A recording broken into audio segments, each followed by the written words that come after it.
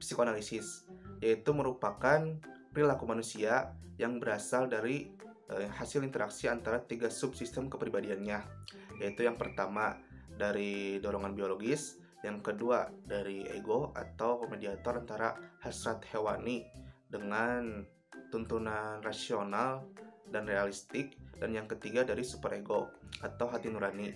Contoh penerapannya itu bisa kita lihat dari psikoterapi dan komunikasi konseling.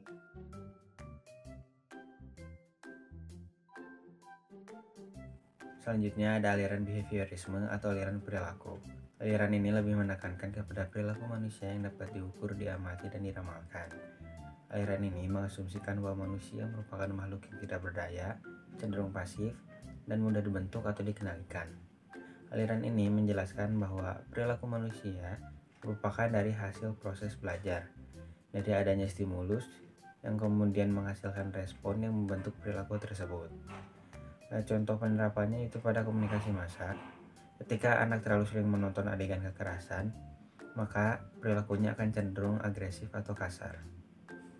Yang ketiga ialah aliran kognitif. Salah satu tokoh pada aliran ini ialah Kurt Lewin. Konsep dasar pada aliran ini menjelaskan kajian-kajian ilmiah mengenai proses-proses mental dan aktivitas pikiran manusia. Menurut Lewin, perilaku atau pikiran manusia bisa dilihat dalam konteksnya, yaitu perilaku merupakan hasil interaksi dalam lingkungan.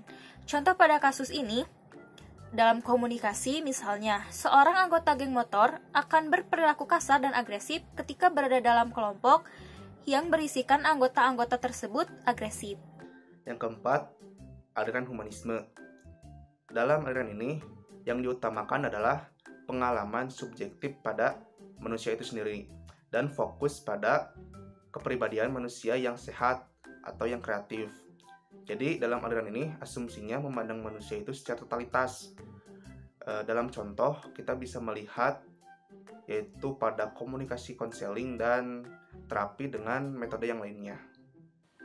Aliran yang kelima adalah aliran positivisme, di mana salah satu tokohnya, Martin Seligman, mempelajari mengenai kekuatan dan potensi diri manusia yang mengantarkan manusia kepada bahagia.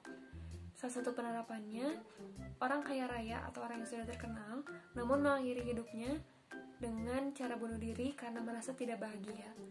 Ternyata manusia memiliki potensi besar, yaitu potensi spiritual, di mana berpusat kepada suara hati.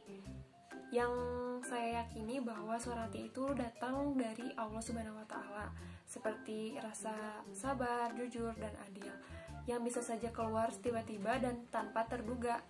Tapi kita tetap harus berteguh kepada Allah Subhanahu wa Ta'ala agar bisa mengontrolnya dengan baik.